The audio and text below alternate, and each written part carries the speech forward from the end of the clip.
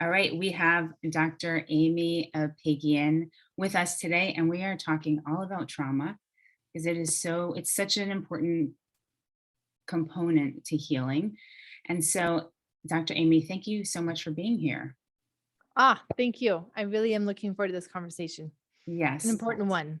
Oh my Mhm. gosh, so much. And you've devoted, your practice, your life to this, Mhm. to Mhm. talking about trauma and how to resolve it. So I knew I Yes. had to have you on today. So the majority of my clients are have autoimmune condition. They're all Mhm. women. They have some form of autoimmunity, whether it's thyroid or lupus, what have you. But as we know, a lot of chronic illness at times can stem from past trauma. And so I would love for you to start off with start off with how you approach this or what you do right now. Do you have clients?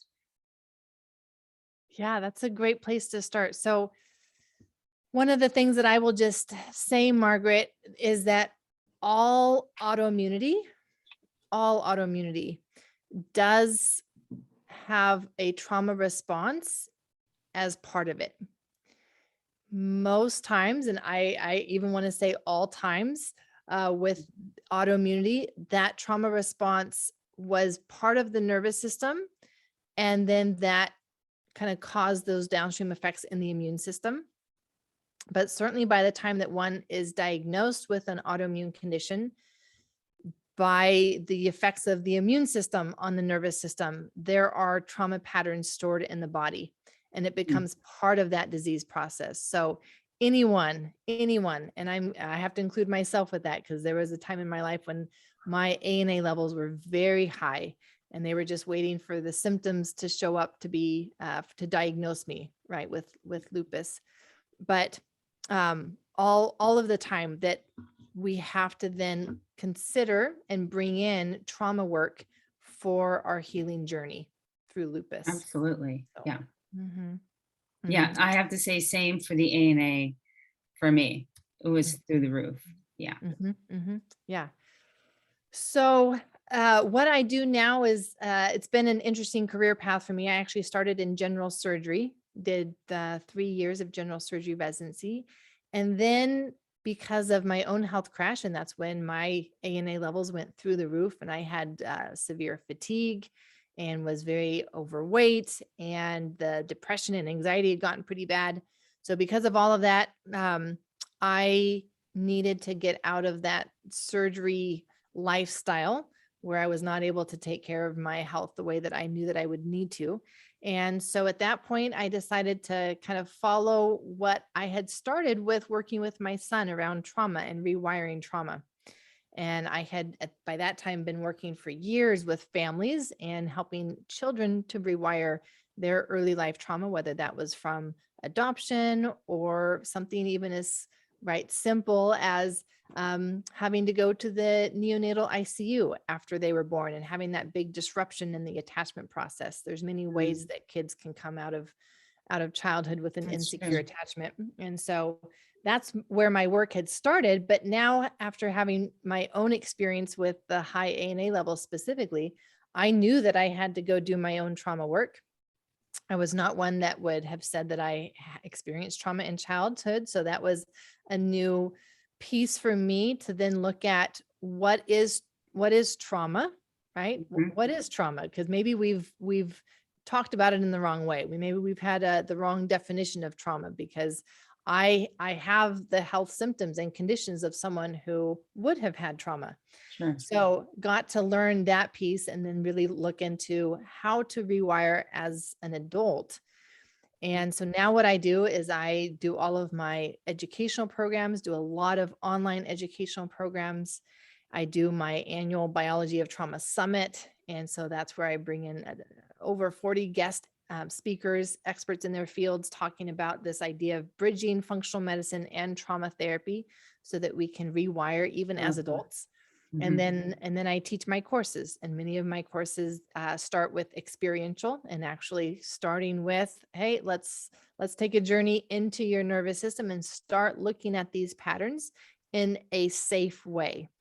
because I would say that both the gift and the curse of an autoimmune condition is that it's very sensitive to stress now.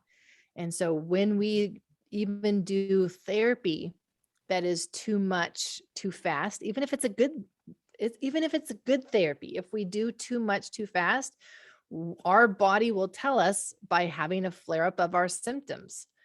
And so it's kind of like the canary in the coal mine for us, right? Where Right. other people may not experience that, but certainly by the time that the immune system has progressed to this point, it will tell you when you are doing too much and when you are almost re-traumatizing yourself by the therapies that we are doing. And so part of a big reason for why I designed my 21-day journey the way that I did was so that we could do this in a gentle and safe way.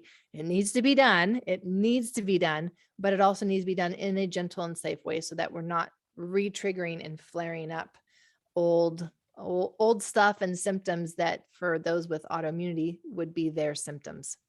And so that's what I do. And I've got my team of health coaches now. And so we see people to be able to optimize their biology, look at why they would have developed and progressed to an autoimmune condition. Mhm. I have a whole biology of trauma module just on the immune system, and we certainly cover autoimmunity as part of that.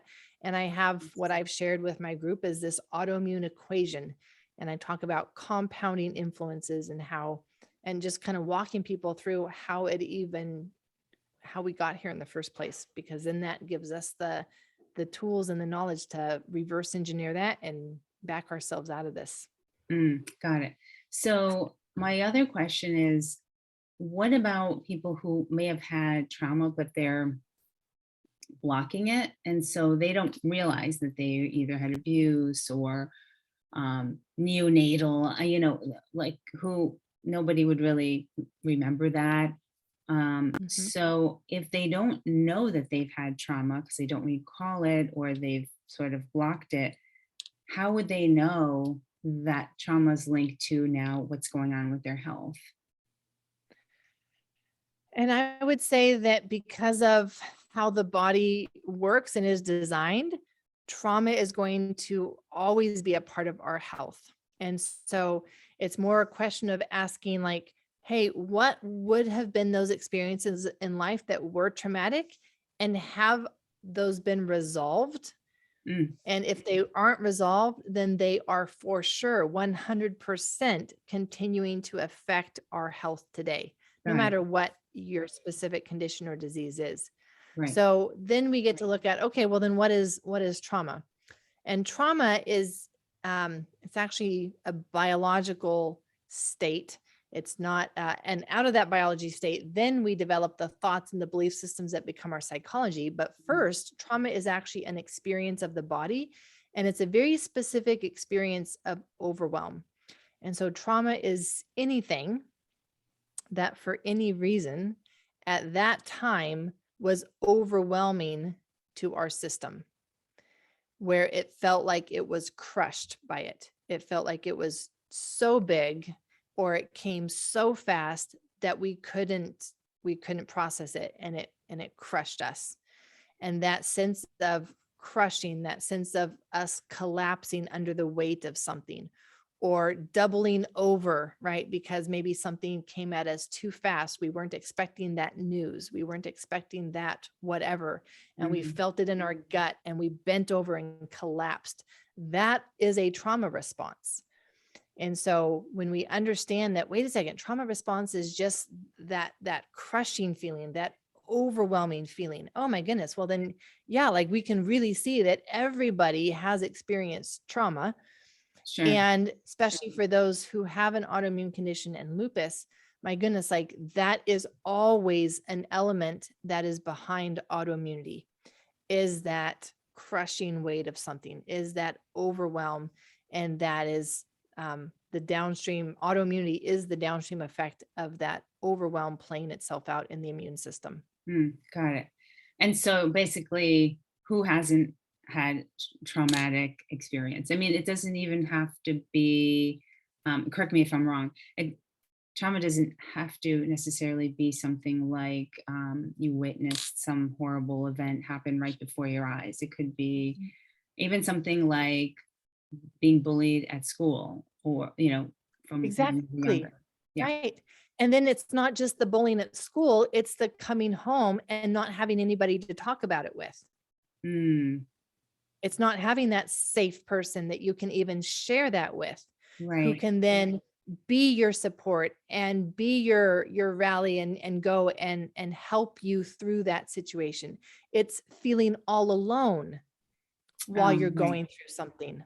Yes, yes, yes. Okay. Because we can look at life situations and we can see, my goodness, like the things that people have survived. Mm, And some of them don't walk away traumatized. They don't walk away with PTSD. They don't walk away with that experience continuing to affect their life and their decisions years later. How is that possible? Because we see that as horrific. right. Well, it's because they did not feel alone while going through that. Mm, And so they never had that crushing weight feeling because they never felt alone. They felt that they had support. They felt that they were going through that with someone else. And so it never resulted in that sense of a crushing weight on them. So when we talk about trauma, it's really not about the event itself. It really is about your experience of that event. okay. And yes, it may have been something really big, but there then can be all these protective factors. And if you did not have any of those protective factors, it would have resulted in this crushing, overwhelming feeling.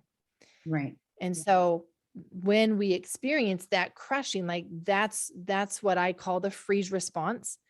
And that is a natural response of the body to help us survive, because we can't maintain the fight anymore, right? And so we have this stress response that's, I'm going to fight this, I'm going to stand up for myself, I'm going to do this, I'm going to take action. But then once we hit that moment, and it really is a moment in time, and many people can recall the moment that it changed from anger and I'm going to do something to, I don't have the energy. Like this is just too big. And they feel that collapse. They feel that crushing coming into their body. In that moment, they now are in the freeze trauma response that is designed to help them survive by conserving their energy. The Okay. stress response is more, I'm going to help you survive by fighting this Right. Right. or running away from this. Like it's a very active, high energy metabolic state. Whereas that freeze response, when you feel that crushing weight come on you, you've now shifted your whole biology to a low energy state to conserve energy, because your nervous system thinks that that is the best strategy for you to survive this particular experience. It's Mm, quite fascinating. wow. No one's ever explained it to me like this. So thank you. Wow. It's Mhm. so eye-opening. It is, because when we look at trauma through that lens, now all of a sudden, probably many times in a person's life will come to mind, right? Yes. That time that their pet died. Mm, Oh, like because of everything else going on in my life at that time, that actually ended up being a moment where I felt that crushing weight coming on me. right. Right. Right. And yet we wouldn't think of that as like, oh yeah, let me talk about the trauma that I've had in my life. We generally think of these big events, not realizing that it's just these moments in time that no matter what the event is, we just feel like we've been crushed under the weight of something. Okay. So when someone, so there's so many questions. My mind is trying to like say five at one time. So a child having an experience versus an adult having an Mm. experience. Mhm. Um, does it manifest equally the same, or if it impacts a child, like the outcome of that, of whatever the child develops as an adult is worse because it started when they were younger? Exactly. So this is where I mean, and this is where all of the work from the adverse childhood experiences shows us the significance of these types of things happening in childhood, and that plays out in decades before someone is often diagnosed with an autoimmune condition. And so you're exactly right that, it's very different for a child to experience overwhelm because their nervous system is still developing versus an adult whose nervous system is already developed, it's already mature, and they go through something. Well, it's not going to affect how their nervous system is even developing. I see. It's already Okay. developed. Right. And so for a child, it's like, no, their nervous system is developing while in a state of overwhelm. That is going to be very significant. And that has implications certainly for the rest of their life in terms of their physical health, their emotional health, but even their relationships, their decisions, their immune system, like everything, because the nervous system is our survival system. And so it does drive our life. Got it. Got it. Okay. So I guess no one, I mean, would you say that most people just really don't escape something like as a child? I mean, so many kids are bullied. I was one of them. So is that you almost can't really escape it, can you? I mean, I don't And know. that's I where just exactly, that's where I'm at, Margaret, because I'm looking at it and I'm like, how can someone nowadays, right, not go through life and have these experiences? Like it's almost just become normal everyday life to have trauma be part of that. right, I don't think that this is how it used to be, right? I think that when communities used to live together in a very different way, and there was very much like this sense of you are part of the tribe and you never do anything alone and we've always got your back and you have our back. And so, and then when something terrible happened, they came together as a community and they had this whole ritual and process of grieving that together. sure. That's not what we have in our society today. We do Yeah, so much alone, you're and right. that by itself is traumatizing. You're right. I think a lot of people experience things and then they just sort of try to deal with it on their own and try to stuff it Right. away. And it's it's sad, It- right? That people just It's don't. sad, and yet that's how our society is built as well. So it's also normal, right? It's sad and normal and is not natural, is not the way that we are designed to be. And in order to do something different, because our society pushes us in that way, I mean, our society pushes us into fear, right? Like the news, for example, right? Like it feeds off of our fear and overwhelm. So Yeah. it's almost like it's always right there. And for us to now do different, it takes very intentional effort on our part and a lot of energy to say, that's not how I'm going to live my life. This is how I'm going to live my life. And I am going to find my tribe. I am going to create my tribe so that we have this felt experience rather than the felt experience of fear, overwhelm, and isolation. Okay. We have to create that for ourselves now because that's not what normally happens. Right. Even Right. in families, right? Because you can look at some families around the world and like I think of Mexican families because that's so much a part of my life now. And like you have the whole entire family over, right? Like, and that happens every single week. And they're all crowded, all in this one, house in Mexico, for example, or Right. they're right. Like that, it's still very much like we are a family and we are in this together. And whether you like us or love us, like you are in this family, you are a part of this family. Mhm. And yet contrast that with much of North America or Europe or some of the more, I want to say, like technology advanced countries, and you have the isolation. You have you that those kinds of things are not normal. Those kinds of family get-togethers are not normal. You have families scattered across the whole United States, Yeah. right? And so you don't have that type of daily tribe feeling that we actually are designed to have in order to be resourced for experiencing life, because life will bring moments, and it's a matter of, do we have the resources in those moments to not have it be a trauma And most of us do not have those resources already built into our life or Sure, our biology. Mhm. sure, sure. Um, Gosh, I forgot the question, but the question I had before was, does it matter if a child experiences like small trauma versus big trauma as to what their future health will look like? That's a really good question. And what I'm going to say is that it doesn't matter, because what I'm looking at is I'm looking at the level of what I call dysregulation in their nervous system. Okay. And at what age did that dysregulation first start to appear?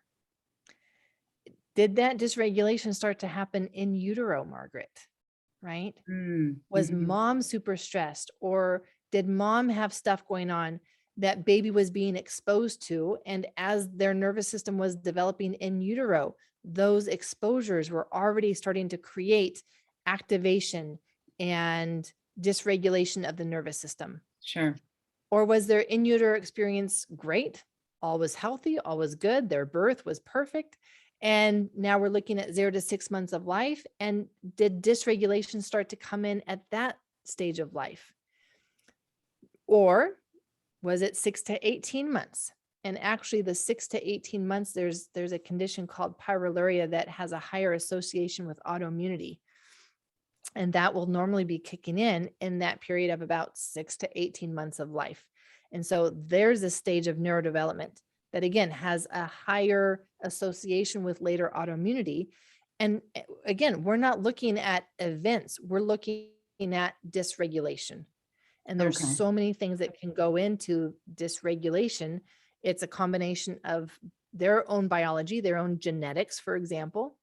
It's a combination of the attachment relationship with their mother and even the degree of capacity that their system has for that attachment, and the degree of capacity that mom has for that attachment. If she has trauma, if she has an insecure attachment, that's going to decrease her capacity to be in that relationship at that level and stay there for the co-regulation that's needed for a healthy, secure attachment. So, and then we need to look at neurodevelopment, because neurodevelopment, there are reflexes and movements and patterns that babies will naturally be doing. And if they are inhibited in any way, or again, if they've got exposures or toxins, or maybe they've started to crawl around, so they've gotten into lead is something that will cause dysregulation in the nervous system. Mm, And okay. so, right. And yet you wouldn't look back and be like, oh, that lead exposure, was that a big T trauma or a little T trauma? Right. It's Right. like, well, no, it was neither, but it still resulted in dysregulation of the nervous system that was developing. And we have the tools now to be able to look back and see at what stages of neurodevelopment did people have that dysregulation start to come in, because we can reorganize that and rewire that now, even as adults, which is pretty That's crazy, but pretty amazing. cool. Yeah. That is very cool. That's very cool. Which So is the really like an essential piece to those people who have an autoimmune condition, because then that dysregulation is continuing to drive their autoimmunity. And so for us to really reach their full potential for their autoimmune condition, we need to look at their neurodevelopment and be able to take away that underlying fuel that is driving their nervous system and thus immune system imbalances. Okay. Okay. Awesome. I mean, it's so good to hear that there's hope still, despite whatever Yes. Oh my happened. goodness. Yes, absolutely. Hmm. Okay, cool. So Hmm. the phrase kids are so resilient is It's a not true. lie. Yeah. It's a lie. Well, I Yeah. don't know why people No, think that. because they look only on the surface level, and they see kids continuing to play. They see kids continuing to live their life, get through their day. And so they look at them like, oh, they must be resilient. No, like that's only the superficial level, Mm, right? They're not seeing the actual changes to the immune system, and how the immune system has absorbed that stress and that trauma and that loneliness, and the result of that in 20 years. And so in the mm, moment, they're not seeing these kids' physical health fall apart, but you look 20 years down the road and you'll see it falling apart.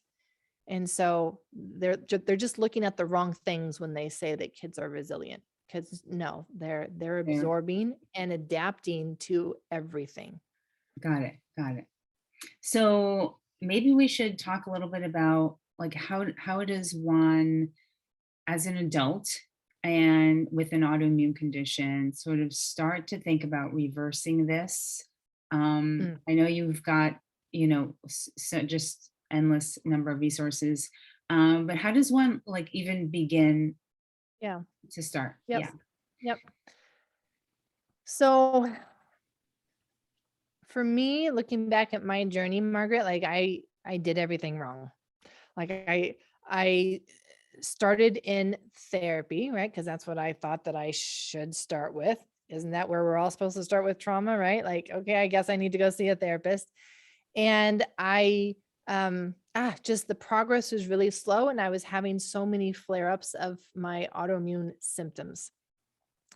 And so for me, it's been a journey towards figuring out how to do this work, where to start in a way that's going to be gentle enough for the body that it can handle it. Because again, if we do too much too fast, Sure. we're bringing on that overwhelm all over again. And so for me, it's really looking at, I want people to be able to have the tools to understand the different states of their nervous system, understand when they're in that overwhelm or when they're in the stress, and have the tools to shift that down into parasympathetic. I need them to be able to recognize that they even have a freeze response. Hmm. Because if they don't recognize that, then they're not working on it and they're not going to get as better as quickly or as much as they could.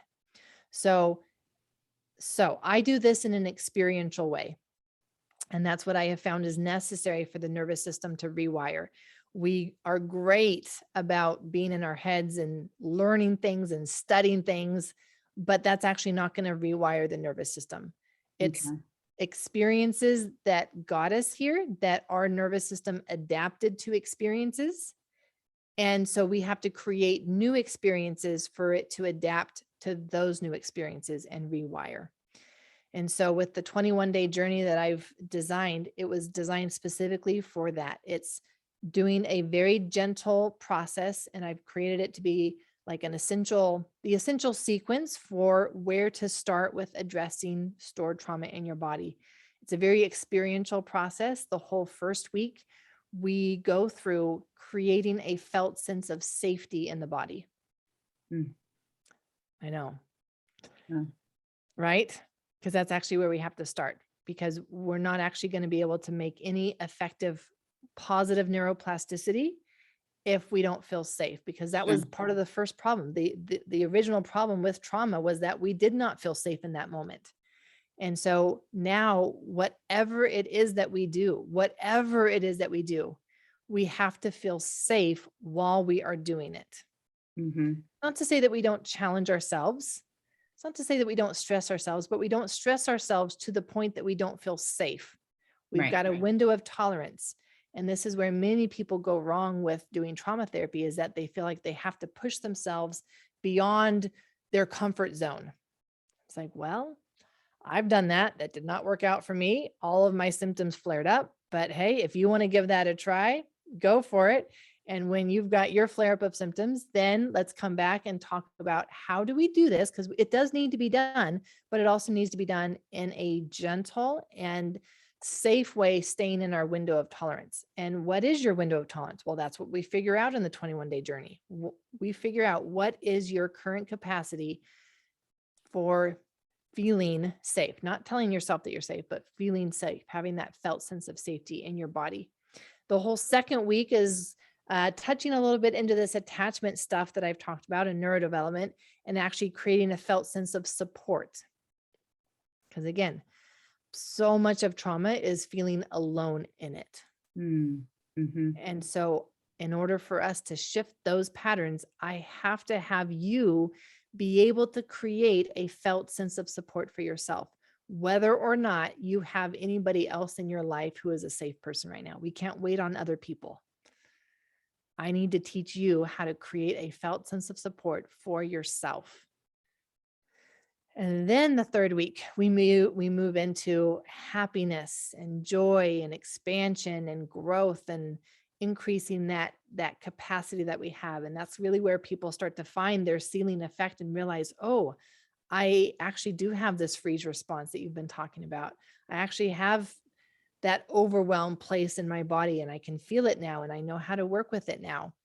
And it's a very different way of working with it than what we've generally done because most people distract themselves or numb that sense of overwhelm and loneliness because it's so uncomfortable and it Yeah. puts us into a place of shame.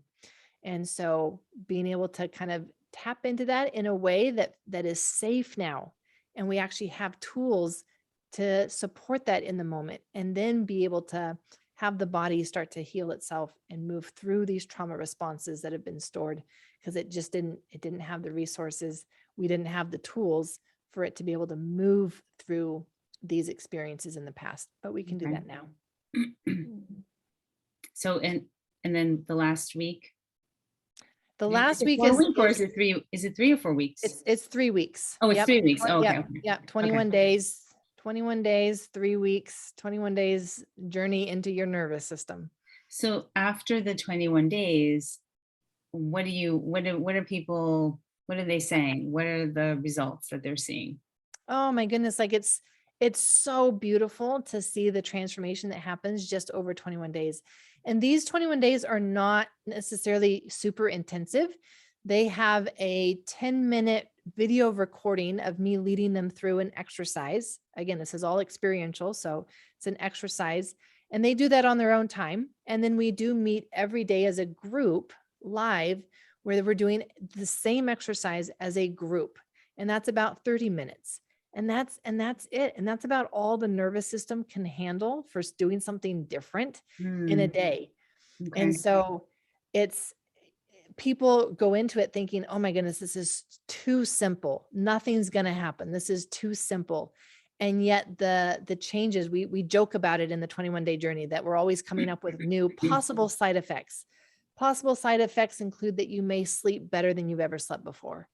Possible side effects would be that you actually notice that you're full now and not emotionally overeating.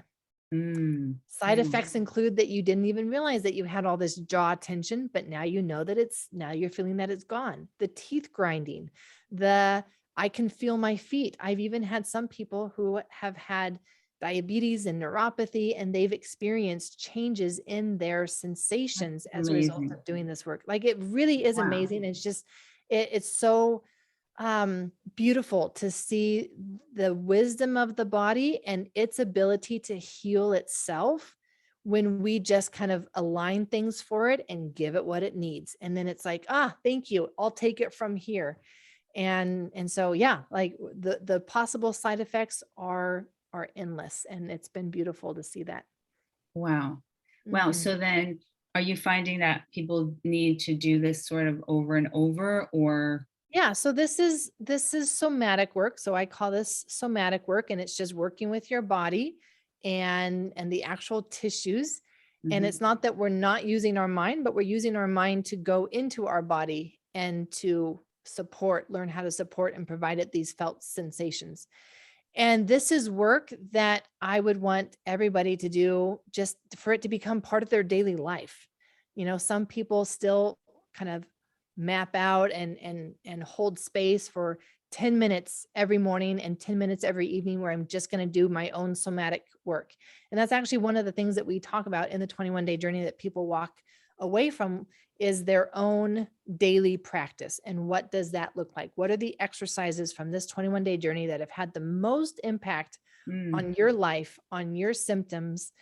And how do you want to bring those into your day? Do you want to do those all at once? Do you want to do them sparsed out through the day?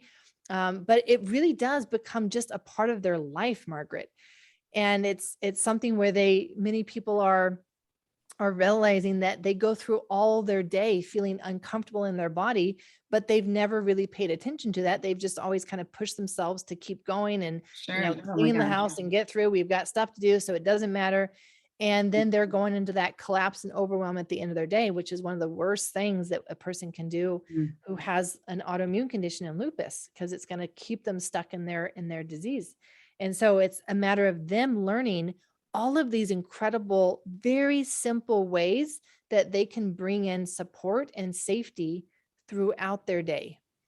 So that now they're still going and they're still doing everything that they've done before, but now they're doing it from a very different place. They're doing it, I call it, from like their healing self place rather than from their trauma self place.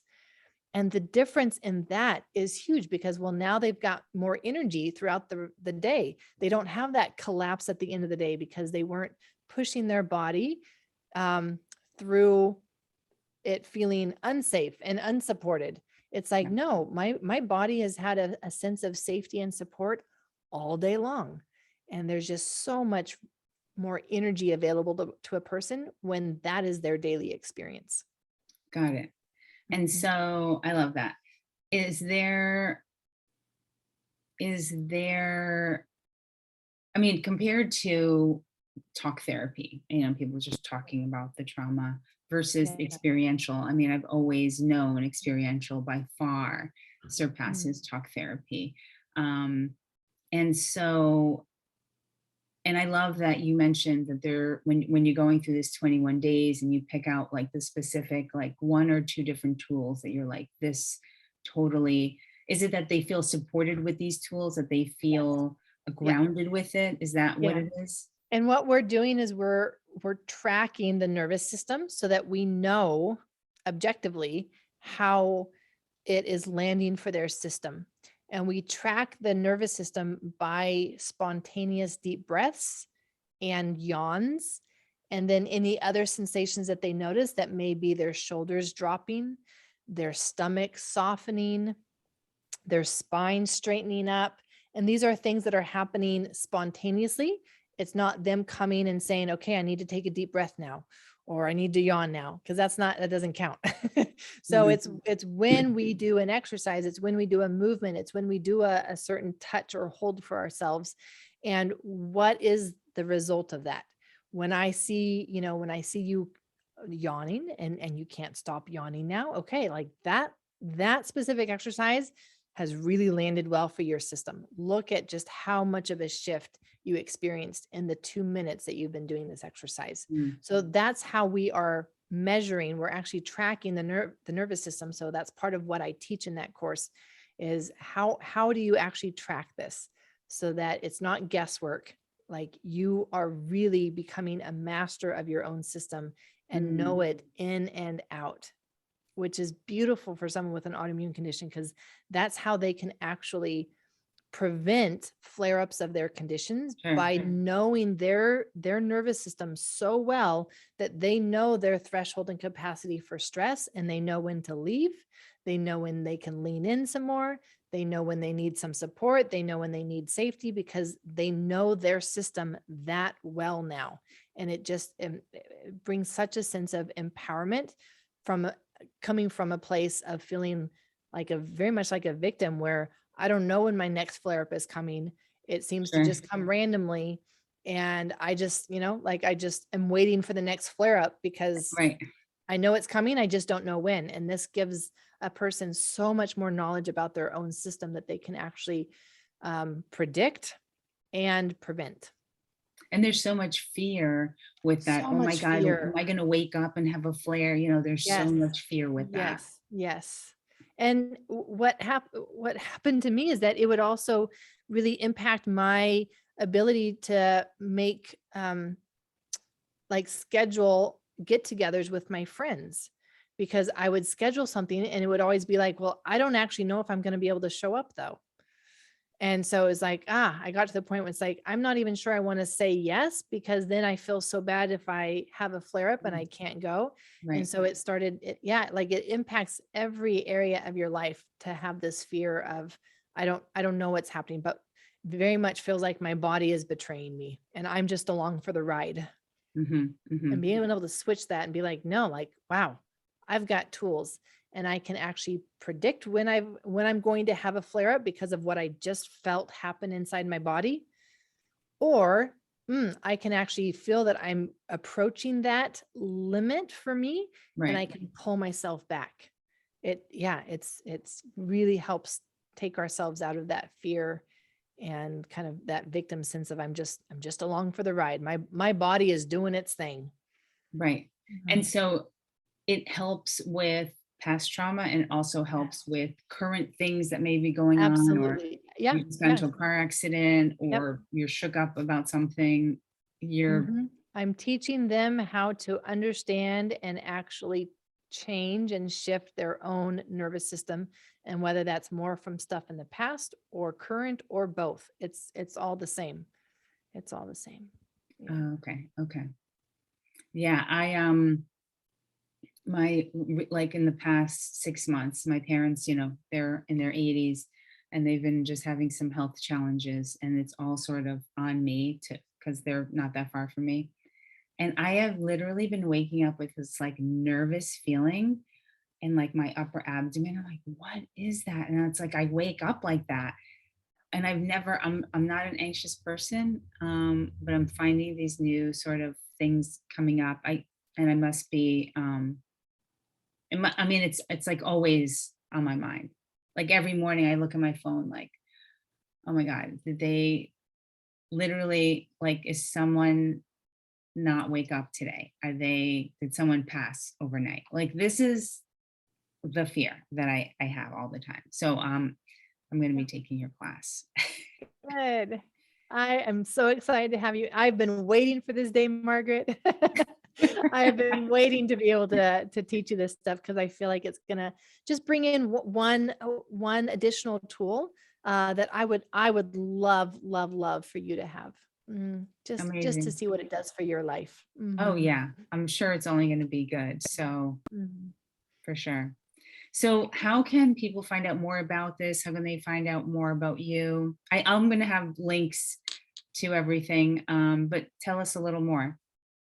Yeah. So they can find us over at traumahealingaccelerated.com. And that's where they will see, I have an entry kind of intro course for trauma disease connection if they want to just kind of dip their toe in, but aren't ready to commit to something like the 21-day journey. But then the 21-day journey really is where the work starts.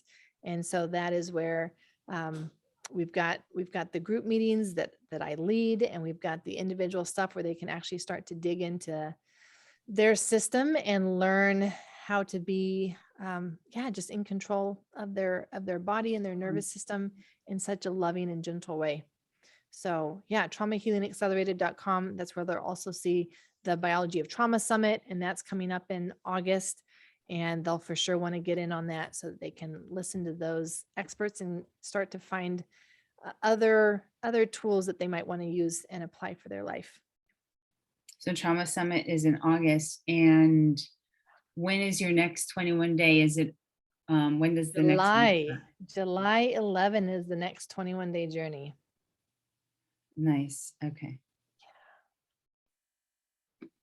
That sounds so good. And if obviously if someone can't make the day or the Mhm. times, is that obviously Yep, because they're only it's 30 minutes, all right? They're 30 minutes. mhm, Okay. yeah, and they're all recorded, and we actually do them twice a day so that no Oh, matter where people are at in the world or their work schedule, that they hopefully can be able to make one of those. They only need to make one because they're all the same. Mhm. okay. We do have a question. Are you okay with answering? Sure, yeah. Okay. Shay, go ahead. Hi, I don't want to take myself off camera. I'm still at work. I don't mind, but I'll keep it off. That's okay. Uh, I wanted to ask a question. Um, Miss Romero, you've been working with me for about what, going on 6 months in June, right? Hmm. Trying to help me with gut health and different things like that.